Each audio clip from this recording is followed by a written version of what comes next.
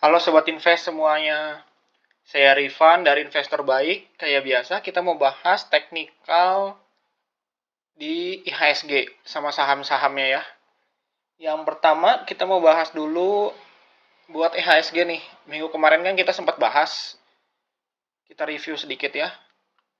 Nah IHSG di minggu kemarin tuh kan sempat di sini. Nah di area-area sini kemungkinan kemana nih IHSG-nya, bener kan? Di hari Senin, Selasa, Rabu, Kamis tuh turun ke bawah. Kita review kan masih di sini nih IHSG ya, di 6.700. Terus kan di video teman-teman boleh lihat tuh di minggu kemarin IHSG kemungkinan bakal turun dulu ke bawah ke area sini support. Dan bener ya IHSG-nya ke sini nih. Dan untungnya nggak tembus ke bawah. Tapi ya kita nggak tahu ya ke depannya dia bakal tembus lagi ke bawah atau enggak. Dan kalau ditutup tembus, di sini ada gap nih di area 6.100 6.200 lah ya, kurang lebih seginian. Ini ada gap nih. Kita harus waspada juga di area sini. Kalau sampai ini tembus, kemungkinan IHSG bakal ke 6.100 6.200. Kemungkinan ya ada di situ. Tapi ya sebelum ke situ ke 6.000 segini dulu nih. 6.300 segituan lah. Ada resist yang dulunya resist bakal jadi support di situ. Oke itu. Di area sini juga cukup kuat. Kalau kita gambar lagi di sini. Nah, area sini sih cukup kuat nih.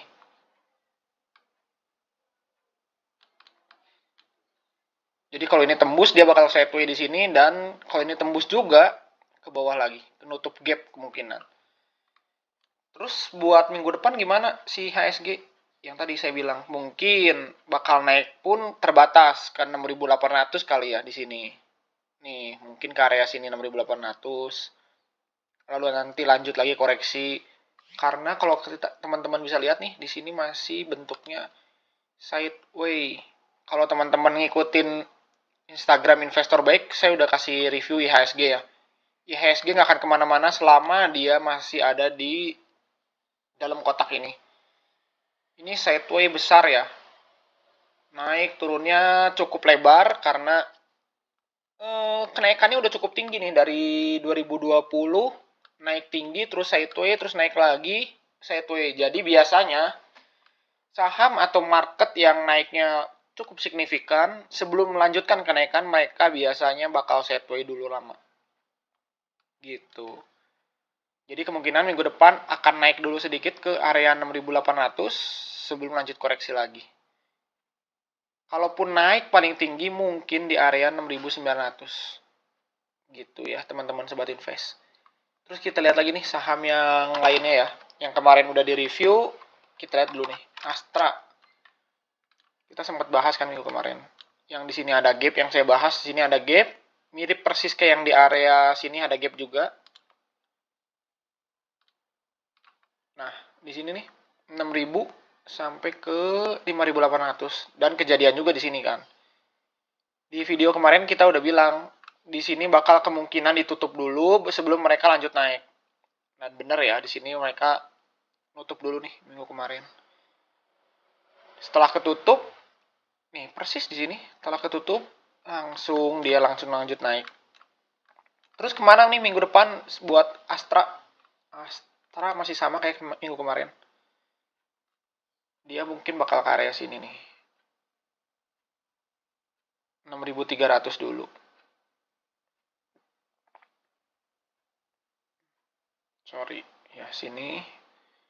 Area-area sini. Saya tandain dulu ya. Udah di situ ditembus, baru ke area sini. Ini kalau yang saya pelajarin ya, si Astra nih kemungkinan bukan saya pelajarin, saya ikutin si beritanya tuh bakal naik karena isu dividen kan, dividen jumbo itu. Nanti kalau misalkan dividen jumbo, ini kan RUPS-nya kapan nih, saya nggak ngikutin terlalu detail buat RUPS-nya kapan. Nanti kalau kelihatan nih RUPS-nya udah jalan dan nggak sesuai prediksi, si dividen jumbonya, dia bakal ke sini dulu, harganya mungkin nanti udah di sini lalu dihajar lagi ke bawah karena nggak sesuai ekspektasi market, atau dia naik dulu karena dia sampai sini nih, terus udah gitu RUPS, oh ternyata sesuai ekspektasi dia lanjutin naik ke sini 6.600 dan paling tinggi mungkin dia ke sini. Kalau itu sesuai keinginan pasar ya dividennya. Terus udah dari sini kemana? Seperti biasa, kalau udah ex-date itu kan 10%-an, mungkin bakal koreksi 10%-an dari sini. Kalau di area sini ya. Nah, nanti turun di area sini. Kurang lebih gitu ya buat Astra. Kalau BSDE, BSDE nih. Ini sih bener kayak yang kemarin kita bahas juga. Dia nggak kemana-mana marketnya. Nih, kalau kita perkecil, dia masih di area kotak ini. Nah, dia nggak kemana-mana. Terus kalau kita lihat dari volume pun sebenarnya cukup bagus ya di sini. Tinggi, tapi ya besoknya dihajar lagi merah dengan volume yang kecil, dan ini nandain kalau memang market maker mungkin ini mau ngegoreng harganya ke atas karena lagi akumulasi ya. Di sini bisa dilihat juga nih, hijau kencang, merahnya cukup dalam tapi volumenya tidak sekencang waktu dia hijau. Ini bisa dilihat di sini. Tipikal saham yang akan take off atau yang akan naik tinggi biasanya sideway dulu panjang, ada volume hijau besar, tapi koreksinya tinggi dengan volume yang kecil. Nah itu tandanya lagi dijagain bandar sih sebelum dinaikin ke atas ya. Terus kalau naik ke atas kemana ya, masih sama kayak target yang minggu kemarin kita sempat bahas ya buat BSDE. Minggu depan pun masih nggak beda jauh, dia bakal settle di area sini. Lanjut BTPS. Nah BTPS nih, BTPS ini pun masih sesuai sama gambaran kita yang waktu minggu kemarin. BTPS menguji di area di 2000-an ya. Ini kan dia kemarin tuh low-nya di 2000. Angka psikologisnya 2000. Terus bakal kemana? Kalau dilihat dari volume yang cukup besar, mungkin BTPS sampai ke sini nih. Nah, area 1800 atau masuk ke area kotaknya lalu sideway. Kalau ini tembus ya dia bakal ke bawah lagi sih. Cukup jauh ya, ke 1600-an. Dan ini kalau menurut fundamental yang dia growth terus ya cukup murah ya. Dari historinya yang dia growth terus, masa dihargain sama kayak tahun 2009 ya. 2019, 4 tahun lalu. Dengan growth yang sudah 4 tahun berjalan ya. Perusahaannya growth terus. Jadi kedepannya bakal kemana? Mungkin bakal ke bawah dulu lagi, ke sini ke area 2000, nguji lagi. Kalau ini tembus 2000 tembus ya ke sini nih, 1900 dan 1800. Gitu. Terus buat minggu depan kita mau bahas apa ya? Ini kali ya, si BBRI yang kemarin bagi dividen jumbo ya. Isunya bagi dividen jumbo. Oh ini ada bekas saya waktu itu analisa. Buat BBRI dia masih melanjutkan uptrendnya. Ini teman-teman boleh lihat. Nah sobat invest bisa lihat nih. Dia masih melanjutkan garis uptrend ini, belum pernah ditembus sama dia sama sekali. Nah gitu. Terus kalau teman-teman lihat nih, buat si BBRI sendiri gimana ke depannya? Kita tarik dulu bentar ya, evaluasi. Dia sempat koreksi nih, dia naik panjang, koreksi ke seperti yang saya bahas waktu itu, kalau di Fibonacci 0618, nih area krusial dia.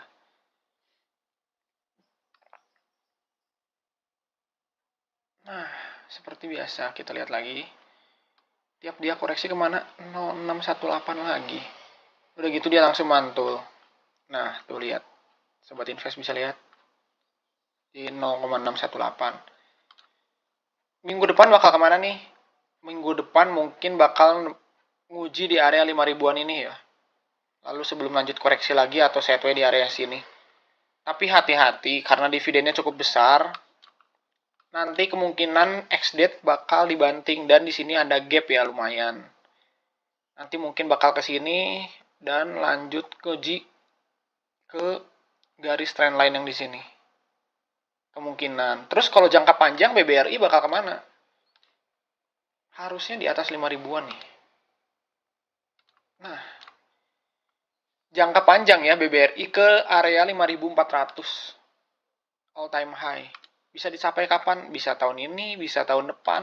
Yang pasti BBRI bakal nyampe ke 5.400. Jadi kalau kita garis nih, ntar biar teman-teman nggak pusing, kita hilangin dulu Fibonacci-nya. Ini tren besar ya saya bahasnya. Nggak langsung besok, harus langsung ke 5.400.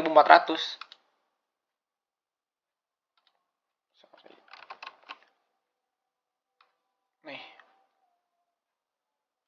Nah, kemungkinan bakal ke sana. Ini nggak langsung pasti dia hijau terus sampai ke 5.400, enggak ya. Sama kayak gini nih. Naik turun, naik turun, naik turun, tapi trennya bakal tetap naik terus. Gitu.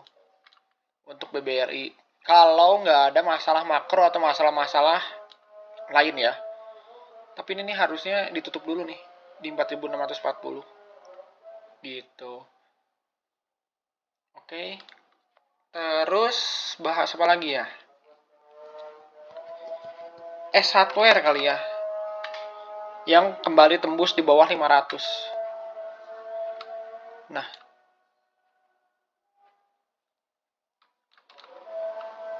teman-teman bisa lihat di sini S-Hardware kembali tembus di bawah 500 ya buat minggu kemarin. Terus bakal kemana lagi nih? Nah, kita lihat lagi di volumenya. Kemungkinan kalau dilihat dari sini sih, nah dia masih bakal sideways di area sini. Sebelum dia lanjut naik ke atas. Karena mungkin ada perbaikan laporan keuangannya, ada perbaikan laporan kinerjanya kan, dia ekonomi sudah mulai pulih dan kinerja S-Hardware bakal balik atau dia bakal Q4-nya bakal bagus, dividennya bakal lumayan ya. Semoga dia bisa break di area 590-600 ini ya. Terus target terdekat buat S-Hardware di mana? Nah, ini nih. Area sini. Sampai ke 800. Jadi kalau teman-teman yang beli di harga 400, nih, ke sini udah satu bagger ya. Udah sekali bagger nih. Beli di sini aja. Nah, udah 100%. Di perusahaan sekelas S-Hardware ya, cukup gila sih. Gitu. Kalau S-Hardware kemungkinan dia bakal sideways dulu di sini sebelum lanjut naik ke atas. Target terdekat di sini. Kedua di 1000. Masih panjang sih dia jalannya. 1200-an. Kemungkinan bakal ke sini dulu sih, ke area 1000-an. Di sini ada nih. Nah, ada support yang dulunya support sekarang bakal jadi resist, dia bakal nguji ke sana. Itu kalau naik ya. Gitu. Buat S-Hardware kedepannya bakal masih tetap sama sideways di sini.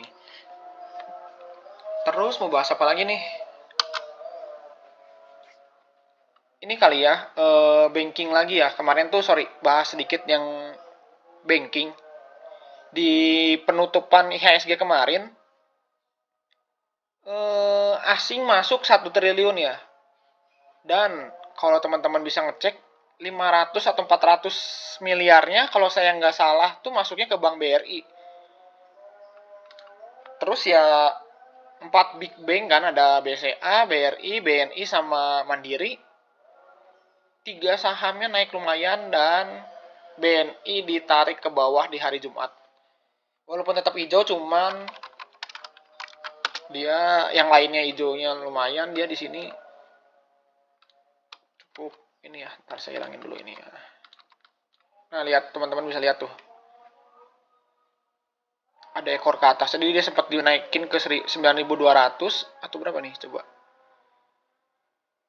9.150, tapi dibawa lagi closing di 9.025. Gitu buat BNI. Yang lainnya tuh tetap hijau, dihajar terus sampai closing tetap hijau. Tapi kalau BNI gini ya. Terus BNI sendiri gimana nih ke depannya? Kalau teman-teman lihat nih BNI, kita seperti biasa kita coba tarik garis ya.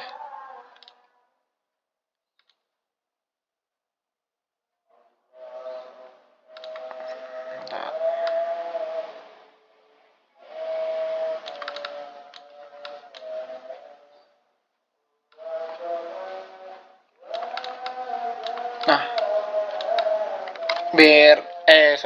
BNI itu nggak kemana-mana, nggak akan turun ke bawah. Ini sempat turun di bawah garis minor uptrendnya, tapi dia naik lagi ke atas, diajar lagi ke atas. Volumenya pun cukup tinggi nih, kalau teman-teman bisa lihat nih, cukup tinggi ke atas. Target terdekat BNI ada di area sini, 9.600-an.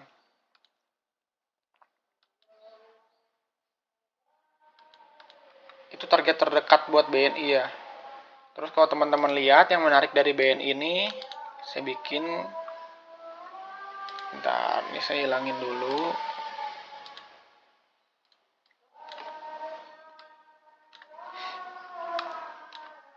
Teman-teman bisa lihat, ini pola apa nih? Jadi di sini ada resist kan? Ini kan weekly ya. Di sini ada nggak sih buat gambar?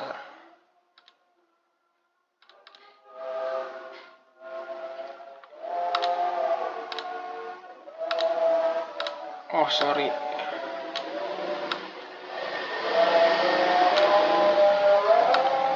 Nah,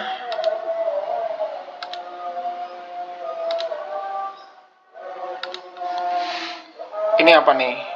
Bisa nanti dia polanya ke bawah dulu ke sini. Cukup dalam berarti ya. Ke sini nih. 7.050 lanjut lagi jadi head and shoulder tapi yang kebalik ya. Lalu tembus ke atas. Itu kalau ke atas cukup gila sih naiknya buat BNI ya. Tapi kalau ini jadi polanya cup and handle, ini pun cukup gila kenaikannya. Minimal tuh sama mirip kayak handle-nya. Itu kalau berhasil break ya, area resist itu. Confirm cup and handle. Nah, minimal dia ke 13.000. Masih ada upside kurang lebih di 30%-an. Cukup worth it sih. Kalau apalagi yang punya barang yang di harga bawah yang 4.000-an itu udah 2 beggar berarti ya. Gitu. Oke. Itu aja dari saya. Kalau buat teman-teman yang mau mengikuti update market atau belajar-belajar saham, boleh subscribe aja YouTube-nya. Atau teman-teman mau ngasih saran, boleh komen aja di bawah. Terus kalau buat investor baik, kita juga ada di Instagram yang bakal rutin update buat pelajaran teman-teman juga ya. Materi-materinya buat tentang fundamental, tentang Bitcoin, tentang saham. Ya macam-macam lah di sana. Atau kita pun ada TikTok. Nanti teman-teman boleh cek di deskripsi di bawah ya. Itu aja dari saya.